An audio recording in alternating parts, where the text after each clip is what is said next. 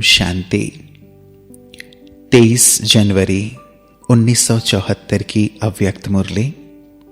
Heading है, अब शक्ति सेना नाम को सार्थक बनाओ।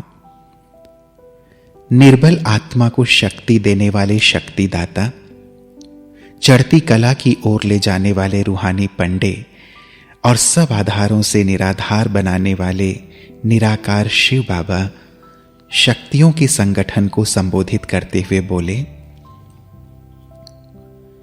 क्या आप अपने को शक्ति सेना की वॉरियर समझती हो? जैसे आपके संगठन का नाम है शक्ति सेना, क्या वैसी आप अपने को शक्ति समझती हो? यह नाम तो आपका परिचय देता है, क्योंकि यह कर्तव्य के आधार पर है। शक्ति सेना का अर्थ है सर्व शक्तियों से संपन्न आत्माओं का संगठन। तो प्रश्न है कि जैसे नाम परिचय सिद्ध करता है, तो क्या वैसे प्रैक्टिकल में कर्तव्य भी हैं? सर्व शक्ति संपन्न बनने की युक्ति बताते हुए बाबा बोले, सदा यह स्मृति में रखो कि बाप का नाम क्या है और बाप की महिमा क्या है। फिर उसके बाद यह विचार करो कि जो बाप का काम है, क्या वही मेरा भी काम है? अगर बाप के नाम को सिद्ध करने वाला काम न किया, तो बाप का नाम वाला कैसे करोगी?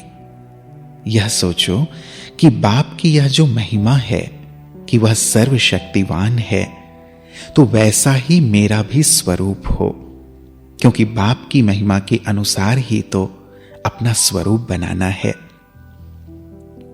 बाप सर्वशक्तिवान हो और बच्चे शक्तिहीन, बाप नॉलेजफुल हो और बच्चे अनपढ़, यह शोभेगा क्या? यह देखना है कि हर सेकंड चढ़ती कला की तरफ है। एक सेकंड भी चढ़ती कला के बजाय ठहरती कला ना हो, गिरती कला की तो बात ही नहीं। आप हो पंडे, अगर पंडे ठहरती कला में आ गए व रुक गए, तो आपके पीछे जो विश्व की आत्माएं चलने वाली हैं, वे सब रुक जावेंगे। अगर इंजन ठहर जाए, तो साथ ही डब्बे तो स्वतः ही ठहर जावेंगे। आप सबके पीछे विश्व की आत्माएं हैं। आप लोगों का एक सेकेंड भी रुकना साधारण बात नहीं है। क्या इतनी जिम्मेवारी समझकर चलती हो?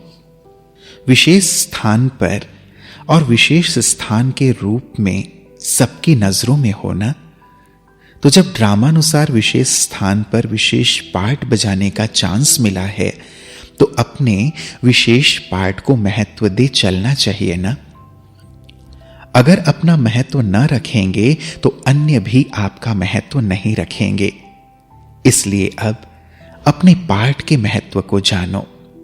हमारे ऊपर कोई जिम्मेवारी नहीं, अब यह संकल्प भी नहीं करना है।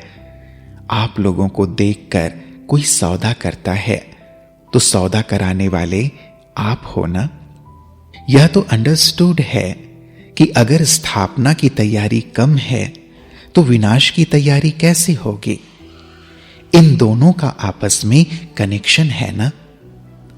समय पर तैयार हो ही जावेंगे, यह समझना भी रॉन्ग है। अगर बहुत समय से महाविनाश का सामना करने की तैयारी का अभ्यास न होगा, तो उस समय भी सफल न हो सकेंगे।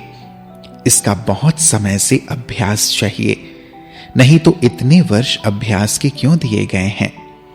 बहुत समय का कनेक्शन है, इसलिए ही ड्रामानुसार बहुत समय पुरुषार्थ के लिए भी मिला है। बहुत समय की प्राप्ति के लिए बहुत समय से पुरुषार्थ भी करना है। क्या ऐसे बहुत समय का पुरुषार्थ है? साइंस वालों को महाविनाश के लिए ऑर्डर करें? एक सेकेंड की ही तो बात है। इशारा मिला और किया।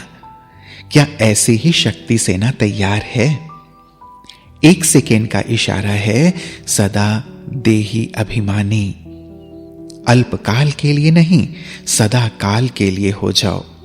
ऐसा इशारा मिले तो आप क्या देही अभिमानी हो जावेंगे? या फिर उस समय साधन ढूंढेंगे, पॉइंट सोचेंगे या अपने को ठहराने की कोशिश करेंगे। इसलिए अभी से ऐसा पुरुषार्थ करो। मिलिट्री को तो अचानक ही ऑर्डर मिलते हैं ना। अपने आप प्रोग्राम बनाओ और स्वयं ही स्वयं की उन्नति करो। प्रोग्राम बनेगा तो कर लेंगे, यह भी आधार मत रखो। भट्ठी बनेगी तो 3 दिन अच्छे बीतेंगे, इसमें तो संगठन का सहयोग मिलता है, लेकिन यह आधार भी नहीं। कभी सहयोग मिल सकता है और कभी नहीं भी मिल सकता है। अभ्यास निराधार का होना चाहिए। अगर चांस मिल जाता है तो अच्छा ही है, न मिलने पर भी अभ्यास से हटना नहीं चाहिए। प्रोग्राम के आधार पर अपनी उन्नति का आधार बनाना यह भी कमजोरी है। यह तो अनादि प्रोग्राम मिला हुआ है ना, वह क्यों नहीं याद रखते हो? हर वक्त भट्ठी में रहना है, यह तो अनादि प्रोग्राम मिला हुआ है ना।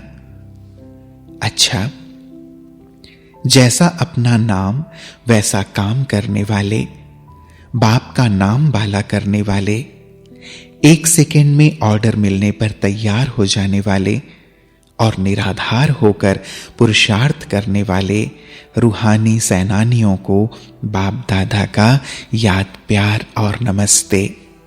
हम बच्चों का भी प्राणेश्वर बाप दादा को याद, प्यार और नमस्ते, नमस्ते, नमस्ते। शुक्रिया बाबा, शुक्रिया। ओम शांति।